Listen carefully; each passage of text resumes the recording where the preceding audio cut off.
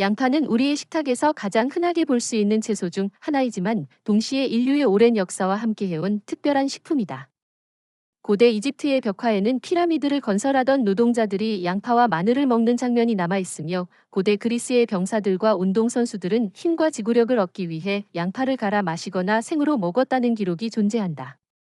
로마 시대에도 군인들은 원정을 떠나기 전 양파를 먹으며 강인한 체력을 유지하려 했고 중세 유럽에서는 양파가 의학적 목적으로 사용되며 민간요법의 중요한 재료로 자리 잡았다. 이렇게 오랜 세월 동안 양파는 단순한 조미채소 이상의 의미를 지니며 인류의 건강과 생활에 깊이 관여해왔다. 하지만 현대 사회에 들어서면서 양파는 단지 반찬이나 요리에 향을 더하는 재료로 취급되는 경우가 많아졌다. 대부분의 사람들은 양파가 지닌 놀라운 성분과 그에 따른 효과를 잘 알지 못하거나 단편적인 정보만을 알고 있을 뿐이다. 더 큰 문제는 많은 사람들이 양파를 잘못된 방법으로 섭취해 그 효능을 제대로 누리지 못한다는 점이며 경우에 따라서는 건강을 해치는 결과로 이어지기도 한다. 의학계와 제약업계가 양파에 관한 모든 사실을 공개하지 않는 이유는 명확하다.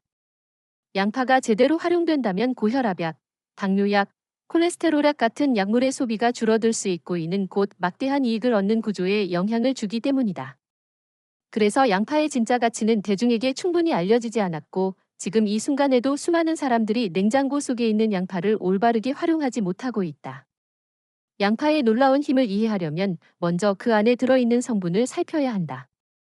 가장 대표적인 성분은 알리신이라는 황화합물이다. 알리신은 양파를 자를 때 세포벽이 파괴되면서 효소 반응에 의해 생성되는데 특유의 매운 향과 자극적인 성질을 만들어내며 눈물이 나는 원인도 된다.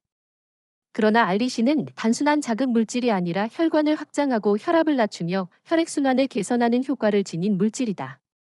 또한 항균작용과 항암작용까지 보고된 바 있어 양파를 건강식품이라 부르는 근거가 되기도 한다. 그러나 알리신은 매우 불안정해 양파를 썰자마자 조리하면 충분히 생성되기도 전에 열에 의해 쉽게 파괴된다. 따라서 양파를 자른 후 10분에서 15분 정도 기다렸다가 요리해야 알리신이 충분히 활성화되며 그 효과를 제대로 누릴 수 있다. 실제 일본 고베 의과대학의 이노우에 교수 연구팀은 양파를 자른 직후 조리한 경우와 일정 시간 기다린 후 조리한 경우를 비교했을 때 혈압 강화 효과에 현저한 차이가 있다는 연구 결과를 발표한 바 있다. 다음으로 중요한 성분은 케르세틴이다. 케르세틴은 플라보노이드 계열의 항산화 물질로 세포 손상을 줄이고 염증 반응을 완화시키며 면역력을 강화하는 작용을 한다. 특히 케르세틴은 양파의 껍질 부분에 가장 많이 들어있는데 대부분의 사람들은 양파를 조리할 때 껍질을 벗겨 그대로 버려버린다. 사실상 양파의 보물을 쓰레기통에 버리고 있는 셈이다.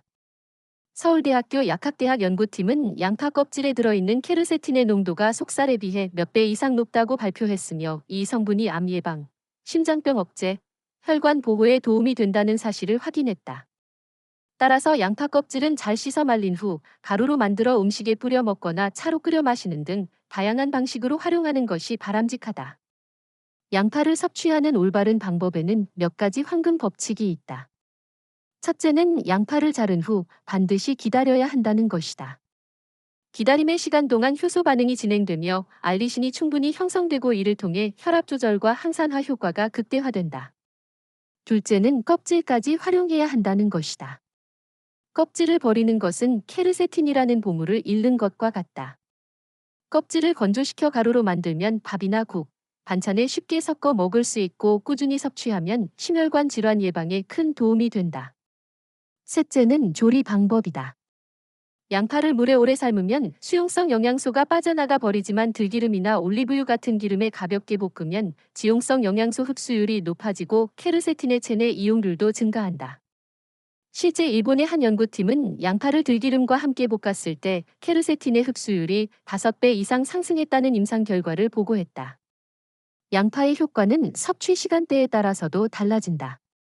여러 연구에서 점심 식사 30분 전에 양파를 섭취했을 때 혈당 상승 억제 효과가 가장 크게 나타났다는 결과가 발표되었으며 인슐린 민감도 역시 개선되는 것으로 나타났다. 반면 아침 공복이나 밤 9시 이후에 양파를 먹으면 위 점막이 자극을 받아 속쓰림이나 위염이 악화될 수 있고 위산 분비가 많아져 역류성 식도염이나 불면증을 유발할 수 있다. 따라서 양파를 먹기에 가장 좋은 시간은 점심 식사 전이며 저녁에 먹을 경우에는 잠자리에 들기 최소 3시간 전까지 맞춰야 한다. 양파의 색깔에 따라서도 효능은 달라진다.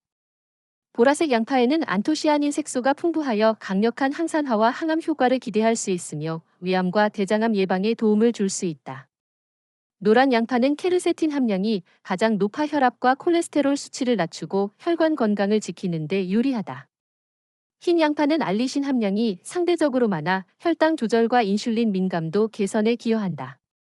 따라서 암 예방을 원한다면 보라색 양파를, 심혈관 질환 관리가 필요하다면 노란 양파를, 당뇨 관리가 필요하다면 흰 양파를 선택하는 것이 현명하다. 그러나 양파가 모든 사람에게 좋은 것은 아니다. 피를 묽게 하는 항응고제를 복용하는 환자는 양파 섭취로 출혈 위험이 높아질 수 있으며 신장 질환 환자는 양파의 칼륨 성분 때문에 고칼륨 혈증에 빠질 수 있다. 갑상선 기능이 저하된 환자도 주의가 필요하다. 또한 위염이나 위궤양 환자가 공복에 양파를 섭취하면 증상이 악화될 수 있으며 수술을 앞둔 환자는 수술 최소 2주 전부터 양파 섭취를 줄이는 것이 바람직하다. 결국 양파도 약과 마찬가지로 올바른 양과 방법으로 먹어야 그 효능을 얻을 수 있으며 개인의 체질과 건강 상태에 따라 섭취 여부를 결정해야 한다. 양파를 활용하는 실천적인 방법으로는 몇 가지가 있다. 첫째는 양파 껍질 가루이다. 양파 껍질을 깨끗이 씻어 이물질을 제거한 뒤 그늘에서 완전히 건조시키고 믹서기로 곱게 갈아 가루로 만들면 된다. 이 가루를 밥이나 국에 작은 스푼으로 한 스푼씩 넣어 먹으면 꾸준히 케르세틴을 섭취할 수 있다. 둘째는 들기름 노릇 양파볶음이다. 양파를 얇게 수평으로 썰어 15분간 둔 후 들기름에 중약불로 천천히 볶아 노릇하게 만들면 케르세틴의 체내 흡수율이 크게 높아진다. 셋째는 양파차이다. 양파를 껍질째 얇게 썰어 생강과 함께 물에 넣고 끓인 뒤 꿀을 약간 넣어 하루 2잔 정도 마시면 혈액순환이 개선되고 몸을 따뜻하게 하는 효과를 얻을 수 있다. 양파는 보관법도 중요하다. 시원하고 건조한 곳에 두어야 하며 냉장고에 보관하면 습기 때문에 쉽게 상할 수 있다. 다만 이미 자른 양파는 밀폐 용기에 담아 냉장 보관하고 이틀 이내에 먹는 것이 좋다. 또한 양파를 다른 채소와 함께 두지 않고 분리해 보관하면 상하는 속도를 늦출 수 있다. 이처럼 양파는 누구나 쉽게 구할 수 있는 평범한 채소이지만 올바른 방법으로 섭취하면 혈압과 혈당을 조절하고 심장과 혈관 건강을 지키며 항산화 효과로 세포 손상을 예방하는 등 다양한 건강상의 이점을 줄 수 있다.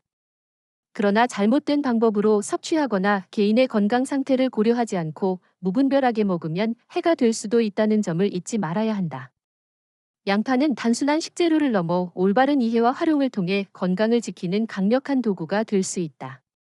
따라서 우리는 양파를 자른 뒤 기다리고 껍질을 활용하며 적절한 시간대와 조리법을 지키는 황금 법칙을 생활 속에서 실천해야 한다. 동시에 약물 치료를 받고 있거나 특정 질환이 있는 경우에는 반드시 전문의와 상의해야 하며 양파 섭취가 자신의 몸에 맞는지 확인해야 한다. 양파는 인류의 역사 속에서 늘 함께해온 소중한 식품이며 지금 이 순간에도 우리의 부엌 한쪽에 놓여 있지만 그것을 어떻게 대하느냐에 따라 우리의 건강과 삶의 질은 크게 달라질 수 있다. 올바른 지식과 실천이 뒷받침된다면 양파는 분명히 우리의 생명을 살리는 황금 법칙으로 자리매김할 것이다.